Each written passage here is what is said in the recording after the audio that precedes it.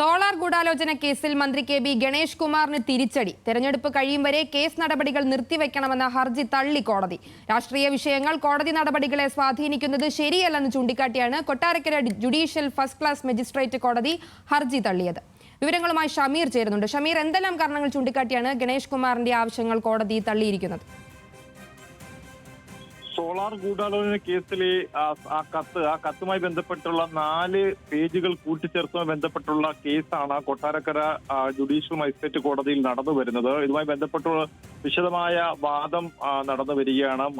ഇതിനിടയിലാണ് ഈ ഗണേഷ് കുമാർ കഴിഞ്ഞ ദിവസം ഇത്തരത്തിലൊരു പെറ്റീഷൻ കോടതിക്ക് മുമ്പാകെ വെച്ചത്. അതായത് തെരഞ്ഞെടുപ്പാണ്, അതുകൊണ്ട് തന്നെ ഈ കേസ് തെരഞ്ഞെടുപ്പ് കഴിയുമ്പോഴേ കേസിന്റെ നടപടികൾ കോടതി നിർത്തിവെക്കണം. സമൂഹ മാധ്യമങ്ങളിലൂടെയും വാർത്താ മാധ്യമങ്ങളിലൂടെയും തന്നെ അപകീർത്തിപ്പെടുത്തും തരം വാർത്തകൾ വരുന്നുണ്ട്. അതുകൊണ്ട് തന്നെ അത് ഈ കേസ് മാറ്റിവെക്കണം എന്നായിരുന്നു ഗണേഷ് കുമാറിന്റെ പെറ്റീഷൻ. എന്നാൽ ഗണേഷ് കുമാറിന്റെ പെറ്റീഷനെതിരെ മറു പെറ്റീഷൻ കൂടി വാദിഭാഗം ഉന്നയിക്കുകയും ചെയ്തു. ഒരു കാരണവശാലും ഇത് മാറ്റിവെക്കാൻ പാടില്ല തുടങ്ങിയ കാര്യങ്ങളായിരുന്നു വാദിഭാഗവും ഉന്നയിച്ചത്. തുടർന്ന് ഇന്ന് കോടതി കേസ് പരിഗണിച്ചപ്പോൾ കോടതി പ്രധാനമായും പറഞ്ഞത് രാഷ്ട്രീയാധിഷ്ഠിത വിഷയങ്ങളിൽ കോടതി നടപടികളെ സ്വാധീനിക്കുന്നത് ശരിയല്ല എന്ന് പറഞ്ഞു. അതുകൊണ്ട് തന്നെ ഈ കേസ് ഇവിടെ വെച്ച് തള്ളുന്നു. രണ്ടുപേരുടെയും പരാതി കേട്ടിട്ടുണ്ട്. ഈ കേസ് ഇനി കേൾക്കേണ്ടതില്ല, നടപടികൾ തുടരട്ടെ എന്ന് കൊട്ടാരക്കര ജുഡീഷ്യൽ മജിസ്ട്രേറ്റ് കോടതി പറഞ്ഞിരിക്കുന്നു. ഗണേഷ് കുമാറിന്